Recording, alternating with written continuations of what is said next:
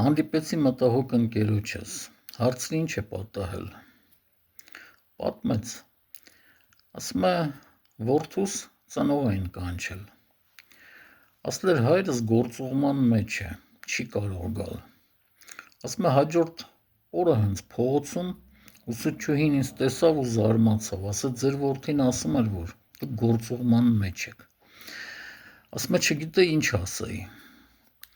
ասեցի լավ ես պրծել ու պատմեցի իմ պատմությունը, մեր բակում մի տղա կար, մականունն էլ կռիս, առնետ, այստեղից այնտեղից բանման էր թռցնում, մի անգամ մեկ ամսով դպրոց չէր գնացել, պայուսակը թաքցնում և գնում էր իր գործերով,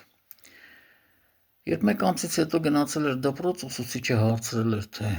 ինչի չէր գալիս, ասել էր հայրիկս մահացել է, հենց քո նման, հենց հաջորդ օրը ուսուցիչը հորը փողոցում հանդիպել էր ու զարմացել էր, հայրն էլ բավականին խելոք մարդ էր, դպրոցում էլ ճանաչում ու հարգում էին, բավականին լավ ծեծել էր որդուն հաջորդ օրը, բայց չգիտեմ օգնեց դա, թե չէ, լսելով ինձ ասեց, միգուցե այս պատմությունը որդուս պատմես, միգուցե խելքի գա,